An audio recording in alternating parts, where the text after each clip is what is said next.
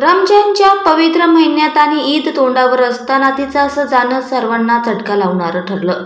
कुंडलवाडीसह परिसरात हळहळ व्यक्त होत आहे। ईद कर आज हमारे बच्चे उनके पापा कहाँ है, मुझे उन्हें देखना है, ती सतत विचारत होती। तिला काय सांगावं, कुणाला दाखवावं, कसं दाखवावं, त्या तिघांनीही हे जग सोडलेलं। तीही चौकशी करून थकली। तिनेही आज अखेरचा श्वास घेतला।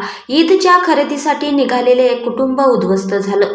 गेले आठवडाभर गावावर दाटून आलेली शोककळा आज आणखीन गडद झाली। ईदचा चंद्र त्यांच्या नशिबी नव्हता। ईदच्या खरेदीसाठी बुधवारी दुचाकीवरून निघालेल्या अशफाक पटेल यांचा आष्टा येथे अपघात झाला। असद व अशरफ या दोन लेकरांसह अशफाक यांचा मृत्यू झाला। मुलांची आई हसीना अत्यव्यस्त होती। 5 दिवसांपूर्वी त्या सांगलीच्या शासकीय रुग्णालयात मृत्यूशी झुंज देत होत्या। रमजानच्या पवित्र महिन्यात ईद तोंडावर असताना तिचं असं जाणं सर्वांना चटका लावणारं ठरलं। कुंडलवाडीसह परिसरात हळहळ व्यक्त होत आहे। अशफाक यांच्यावर कुटुंबाची जबाबदारी होती। शेती व आचारी व्यवसाय हे उत्पन्नाचे साधन होते। वृद्ध आईवडील, पत्नी व 2 मुलांची जबाबदारी त्यांच्यावर होती। करत्या मुलाचा नातवंडांसह मृत्यू, सून गंभीर जखमी झाल्याने आईवडिलांना जब्बर मानसिक धक्का बसला।